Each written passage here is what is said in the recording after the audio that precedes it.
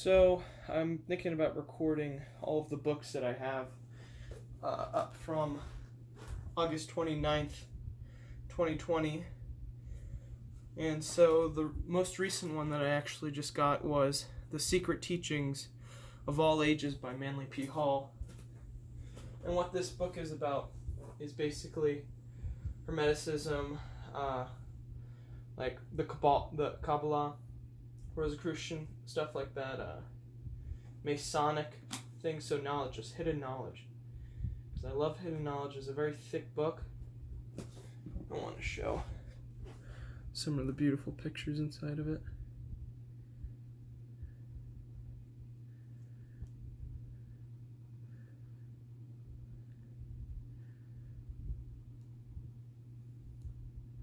Just a beautiful book. This is Gracious. Gracious. We'll call her Gracie. She is a sweet ragdoll. She is a tiny little ragdoll cat. Second book that I have is also The Atlas of the Bible. Come on, Gracious. Which has beautiful pictures. Beautiful pictures. So the shot is up here. Alright. Has beautiful pictures of what I assume really were the outfits of the old days, antiquity, but you can never trust the story and society of this world. Everything has corruption in it, and everything has a swamp. So for all I know, this whole book, basically based on pictures, could be a lie. I know the truth of the Bible is virtually the truth. Of course, it's been passed down so many times and changed so many times, it's sickening. But anyways, I also have this Simple Guide to Natural Health. I have a lot of books like this, actually. Health Secrets. This is, all of these books are basically just for me to look at when I need them. Foods That Harm, Foods That Heal.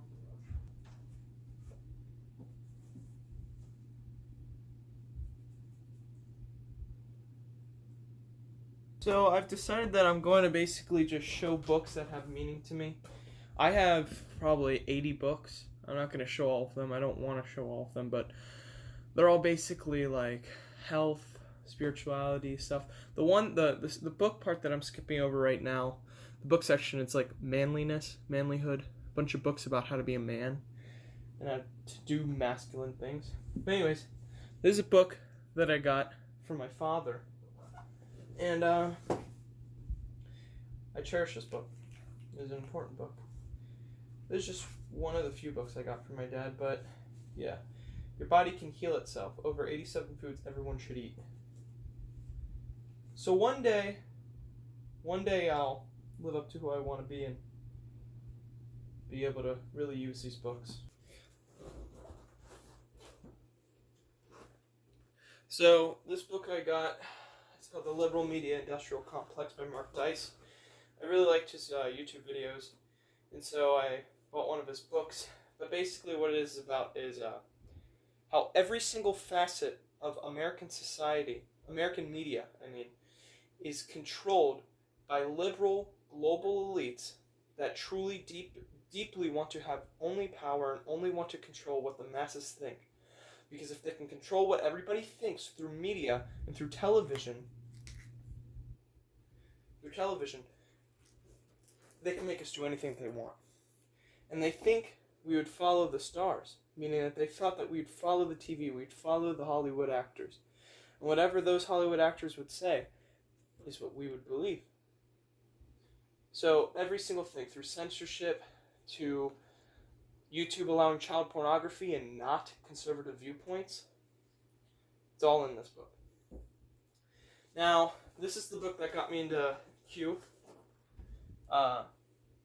It's called Q, Not an Invitation to the Great Awakening. This book I got in, I think, 2019. I found out its author was actually poisoned. It was the author. There's many authors to this book. There's many authors to this book, but like the most prominent one, I'm pretty sure, was found dead and poisoned. So, of course, I bought it. It's about how QAnon came to being, why people believe that Q is the president or working inside the presidential administration currently, and what kind of power it has. And this book woke me up, man. I remember asking Jesus Christ and God, please get me into the news. Get me into the news. I want to learn about what's going on. So Jesus got me into current news, surface news. And for a few months I was very into that, only watching that. And then I said, Jesus, please show me the real deeper meaning behind all of this news. I want to know the truth. I know it goes deeper than this, so please reveal it to me. And Jesus Christ led me to Q. And ever since then I've been really awake to society. Spiritually, I guess you could say I am awake. But society-wise, when it comes to the truth on how everything is, I see right through it, and it's all because of Q and Jesus Christ. So, they woke me up. They both woke me up, but mostly Jesus Christ. So, this other book is License to Lie, Exposing Corruption in the Department of Justice by Sidney Powell. Sidney Powell was actually the lawyer that fought for General Michael Flynn in his case against the government. The government was trying to basically put General Michael Flynn into prison for speaking with, he was the ambassador to Russia, I'm pretty sure, something like that.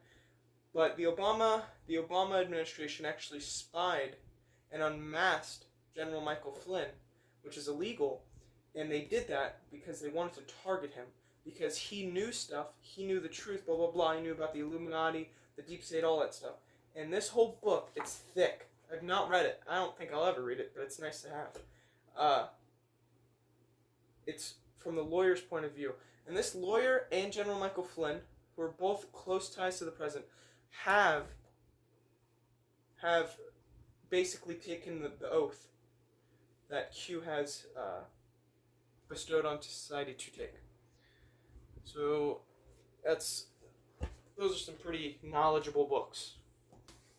So there's an entire section in my library of just the Italian language, Italian history, Sicilian history, and somehow, some way, I still can't read Italian. I can't speak Italian, even though how many books I have on it. I'm actually better at Russian for some reason. I understand Russian a lot more easier than I do Italian, but one day I will learn Italian because it is my native tongue. So anyways, the next books that I got is, I'll start with this one, Behold a Pale Horse, by William Cooper. This book exposes the deep state, back in the 90s actually. And this man talks about secret operations in the military for UFOs, just government cover-ups, the truth on mostly UFOs, but just the truth on hidden technology and how they control us, how they keep us at bay through their media, through their food, through their politicians, through the way that they talk to us and look down on us. Now, what I love about this part is Behold a Pale Horse, which means this is Satan. This is Satan. And behold a pale horse, he's coming in. He's coming in. But will ascend, and Jesus Christ definitely will prevail. I see it happening every day. But let me show you some of these graphics inside of this book. They're fucking awesome. If I could find any. Well, I don't know what that is. But I guess it's Area 51. But like stuff in Antarctica, it's just hidden knowledge. It's basically just hidden knowledge. But this is from the 90s. So this is old. This was vilified back then because no one was awake to the truth. But I think we all are awakening together in a collective consciousness. Honestly, I think we're all waking up to our holders. So this book is important. Now, two other books I have are by the same person. This is by Brad Olson, Modern Esoteric. This is lots of hidden knowledge. And this book is nowhere to be found on the internet. It took forever to find this book. And even if I found this book, it was like $700. It It was so much so. I found it somewhere. I don't even know where I found it, but thank God I did. This book has everything you'd ever need to know about hidden knowledge. Knowledge that has just been completely pushed away from our mainstream. So, talks about Hitler, truth about Hitler, which I'm not going to go into. Talks about esoteric symbology, secret societies, ancient astronauts, the precession of the equinoxes. That's a lot of people don't know these kind of things. It's weird. Tibetan legacy, yeah, like how Tibetan monks and stuff would levitate large rocks with sound and mental projection. It's fascinating. I'm pretty sure this is his second book, but this is Future Esoteric by Brad Olson. And I think actually this is the one with Hitler in it, because I got it up there. Because this is a very it's so interesting. So interesting. But yeah, it's amazing. This book is just amazing. This is just about hoaxes. Hoaxes that the elites have pushed on us to sway us into certain directions that they want us to believe in. Talks about Antarctica and New Schwabenland and stuff like that. Talks about corporations versus democracy, corrupt to the core. That's probably just talking about how everything is completely controlled by the same people that control everything else. Is this blurry? Media manipulation. So it's all in these books. I love these books. I've read these books, not in totality, but you skim them. Basically, every single page is a different thing of knowledge. It's amazing. It's amazing. Hold a Pale Horse is actually rather confusing, but I did read a good amount of it. So I brought a few books. Not this time, more books. This is The Hidden Messages in Water by Dr. Masaru Emoto. And this book is fucking crazy, bro. This book basically, through science, explains how water itself is a living creature, and intentional vibrational speaking can completely influence its structure and how it forms when it turns into ice. So what that means is when I say I love you, I love you, I love you to water, I'll freeze it, turns into a beautiful crystal. Say I hate you or ignore it, turns into a disgusting, misformed crystal structure. And it says a lot about how, not that even water that's alive, I believe water is alive, but how word, your own word, has a vibrational influence on something depending on your intention. So, I think that's fascinating. I knew about this whole thing in 5th grade when I was maybe 9 or 10. And I did a science experiment with 3 cups of rice and water. And the first one I would say I love you. Second one I would say I hate you. And the third one I would ignore because that was my control. And the first one never rotted because I would say I love you to it for 30 days. The second one rotted very badly because I said I hate you every day. And the third one, which was the control, I ignored it, started turning black. So I've known about this since I was very young. Anyways, Health and Light. This is a good one by John N. Oates. He's basically this guy. He's actually really famous. He wrote. He took care of plants, blah blah blah, and he had a greenhouse and stuff. And he actually found through lots of experimenting on how to grow certain foods and stuff, how to grow like the biggest pumpkin, blah blah, what kind of light helps the plant.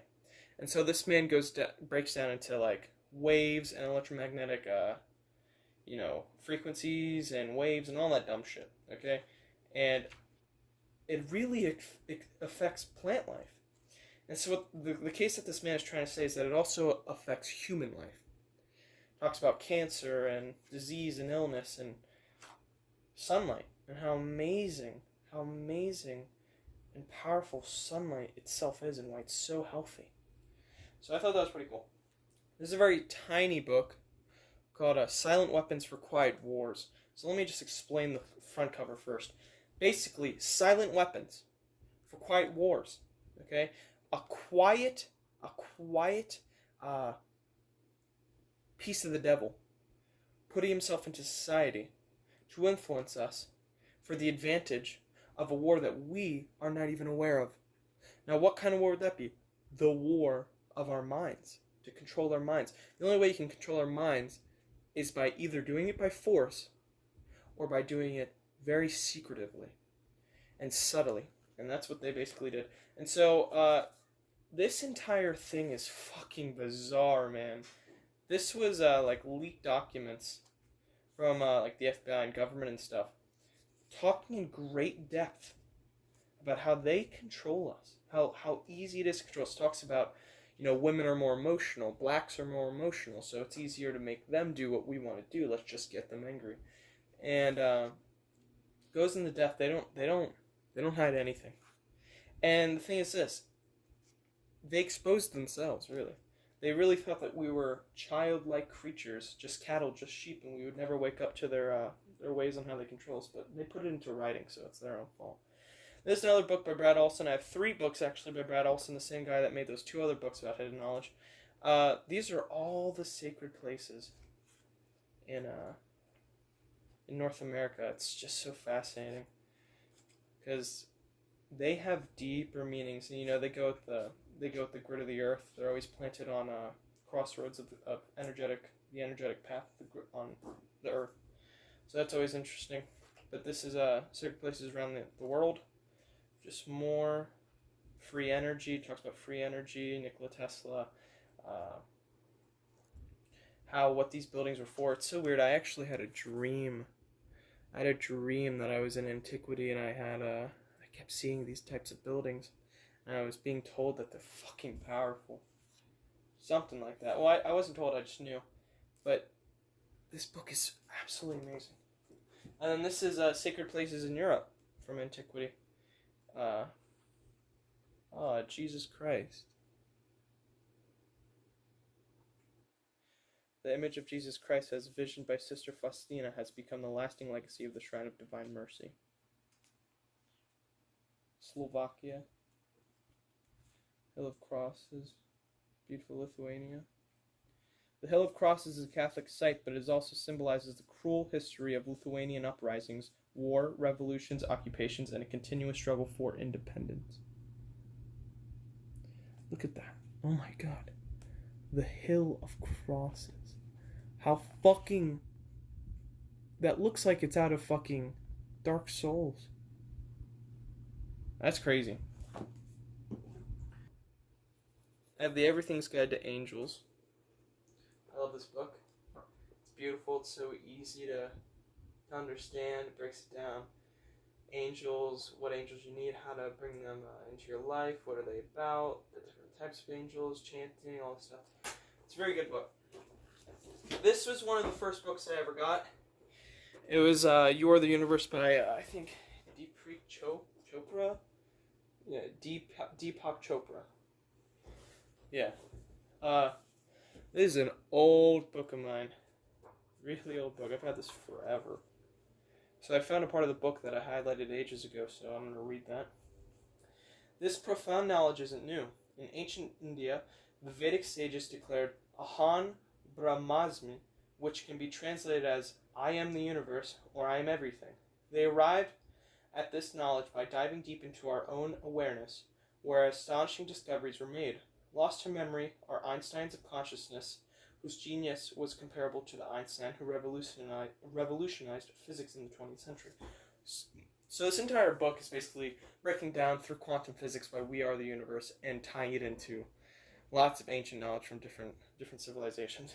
But I could never read the full thing. I got this maybe 8th grade, 9th grade. I was maybe like 14. And this book is hard as fuck to understand after a while. Maybe I should try reading it again. But for my little tiny middle school fucking aged head, I couldn't get it. I could understand the spirituality aspect of it, but I couldn't understand quantum physics aspect of it. I definitely understand quantum physics to the surface level, but I don't understand it. I don't actually truly get it fully. I don't think really anyone does. It's a crazy topic. And so the next book I have is Benedicaria Master's Edition. This is Archangel Michael defacing the devil. But this is just Sicilian magic. what our ancient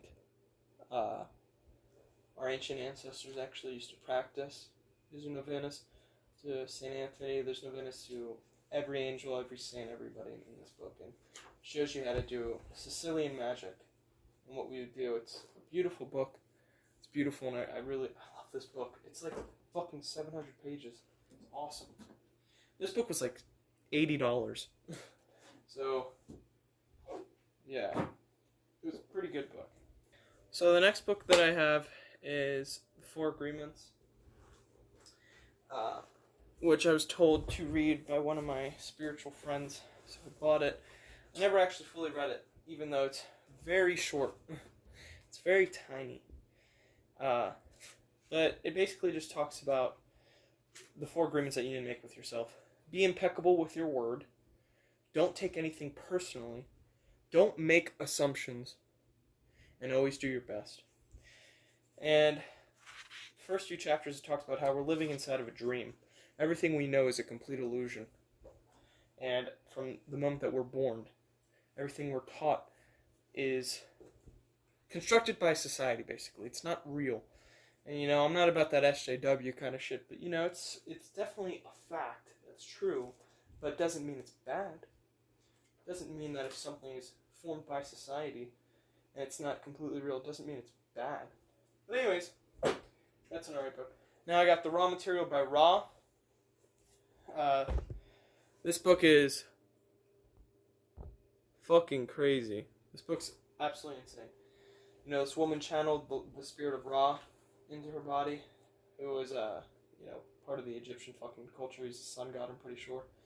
And,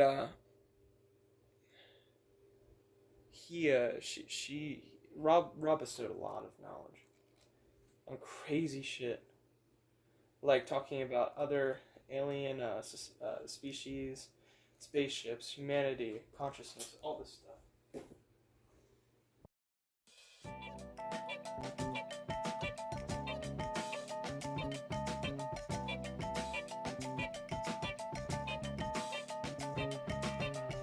La pierre vive qui rougeoie dans le matin, et c'est l'écume qui renaît soudain.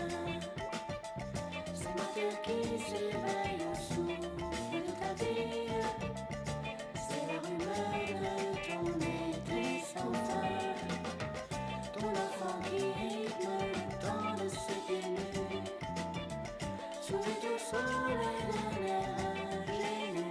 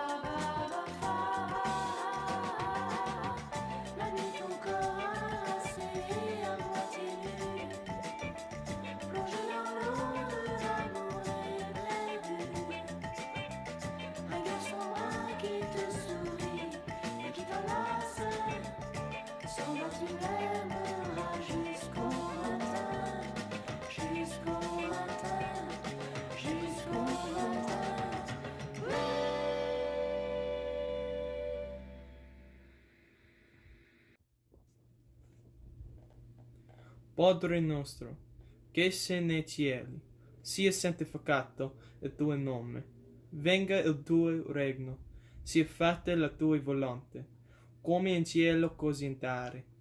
Dacci oggi il nostro pane quotidiano, rimetta a noi i nostri debiti, come noi li rimettiamo ai nostri debitori e non ci indurre in tentazione, ma liberaci dalle male.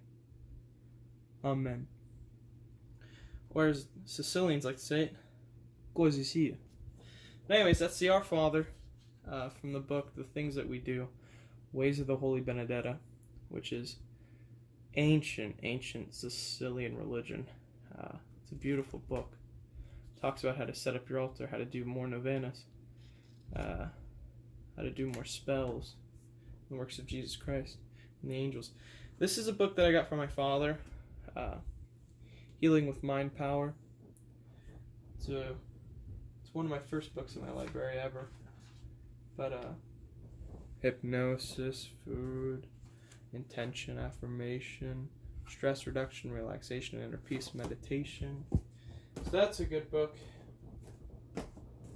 This is Becoming Supernatural by Joe Dispenza.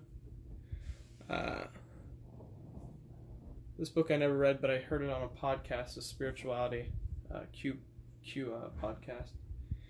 And I never read it, but I hear it talks about quantum physics, working with the mind.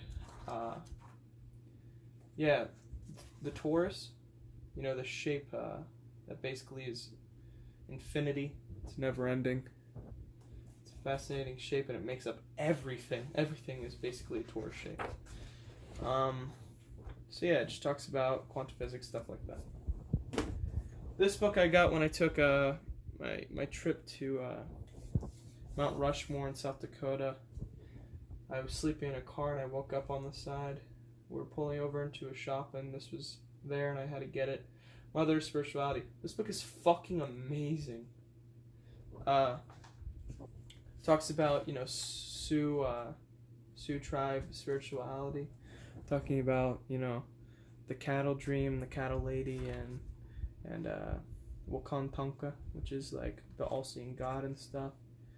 And just talks about all this beautiful stuff. The Native Americans were just fascinating people. Fascinating. I love Native Americans.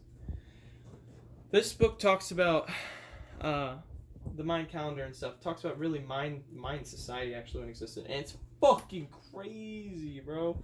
They believed in cycles of time. They didn't even believe in linear time. Their time was in complete cycles. It was fascinating. They believed in the higher world, the world that we lived in, and the underworld, which was all based on a tree. The roots go down to the underworld. The branches go down to the upper world, and we're just at the base, at the trunk. It's amazing. This book is amazing. So it basically debunks 2012 as being the death of society, but actually being the rebirth of society, waking us up. This book is recently a bought book that I got. It's Journeys Out of the Body by Robert Monroe, who ran the Monroe Institute. Basically talking about astral projection, how to get out of your body, where he learned about it, how he did it himself, the studies he did on it at his institution. It's an amazing book. This is Natural Healing. This is just a book I found in the attic of my house just the other day. I haven't even looked into it at all.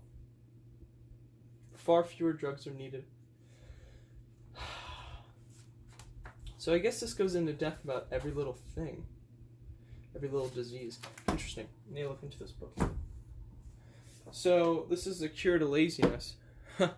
This is just, talking about sloth. And what's so funny is I'm so lazy I didn't finish reading it. So I need to read that. But it did start out as a good book. Then I got my I Ching. I fucking love that book. This is a beautiful book. The Book of Changes. Such an ancient Chinese book. It's so beautiful. I love this book. I absolutely love this book. It's a beautiful divination. And I'm telling you, it's right on the spot. Then I got the Bible Code by Michael Drozen. Basically, this book deciphers the Hebrew version of the Bible and talks about how there's these codes inside the writing. And this one guy, the guy that wrote this book, I think, he deciphered that one of the people of Israel's administration, I think actually maybe the prime minister, I have no idea. His name was deciphered and coded inside of the Bible in Hebrew, and then another word that was right next to his name was assassin that will assassinate. Anyways, what ended up is that the guy that found this out, he contacted, I think, the Israeli government, and they let the president, or whatever who it was, fucking get checked up and make sure he was okay. He ended up getting assassinated anyways. So, this book is fucking crazy. Just talks about the codes that were found inside of the Torah, inside of the Bible, and World War and the end of days.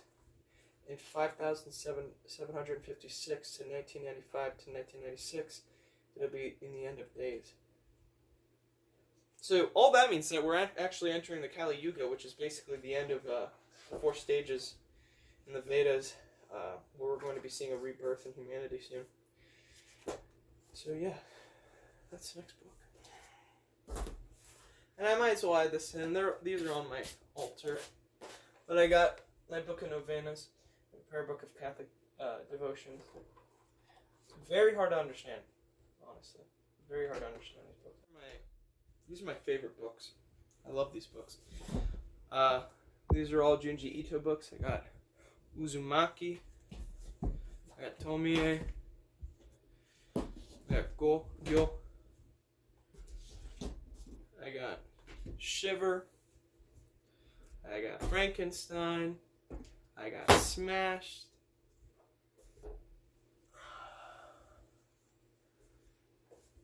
I got Fragments of Horror. I got No Longer Human. I got Yana New. And I got Dissolving Classroom. But yeah, I fucking love Junji Ito. I love Junji Ito. These are just beautiful comics. I love how they look. Oh, I treasure them, dude. It's amazing. The way this guy draws and tells a story, it's awesome. The story that actually got me into Junji Ito was the Enigma of Aragama Faults. But yeah, I read that online when I was maybe 13, and I never got any of his books. Maybe until 2 years ago. I got Uzumaki, Tomie, and Gyoi. And then I just recently got all the rest.